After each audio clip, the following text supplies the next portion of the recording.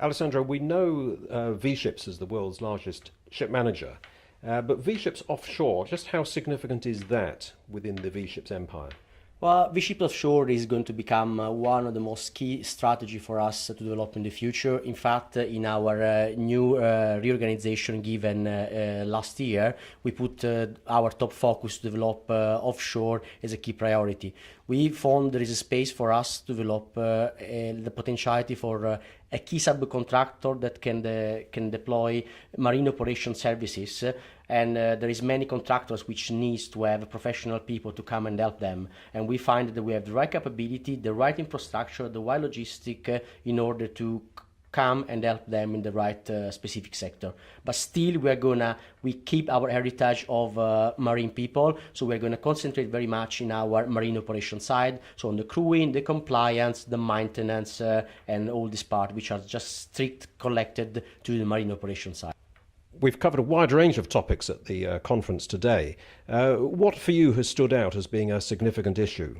I think it was quite interesting when we heard this morning first about the market and this oversupply that is over there, and at the same time in the financial group there was quite some good remarks on how this financing of the offshore supply vessel market is changing, and how the depreciation of the vessel is not only long total long terms, because all those vessels are not being accepted any longer.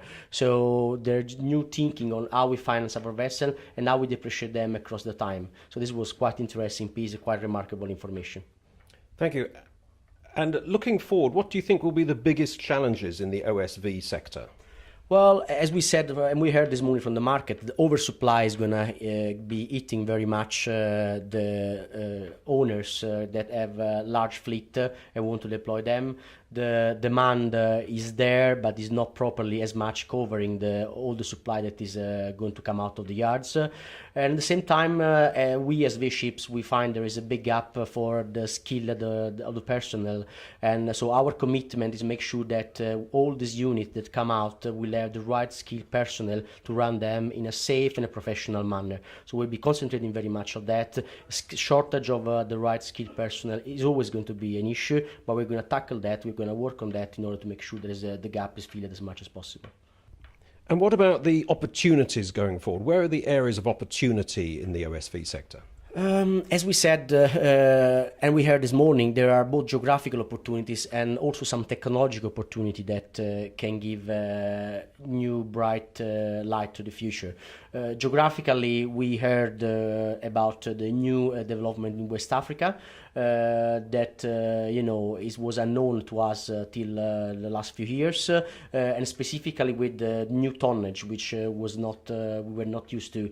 Brazil is always going to be there. There's just a moment of a stable market, but we're going to pick up again the moment that the drilling will restart again. So, and on top of that, technology-wise, there are a few technology which is going to come out in the future that are now under testing, which will definitely make sure that these vessels have high utilization. I'm thinking to the LNG fueled vessel, just because they are very much fuel efficient and green. So those vessels will see very good utilization in the future, given all the new legislation. So I think that's a big opportunity for owners that are investing in this new side of the market, and look forward to have their fleet more efficient and more green. Finally, how significant do you think this particular conference is in the offshore support sector?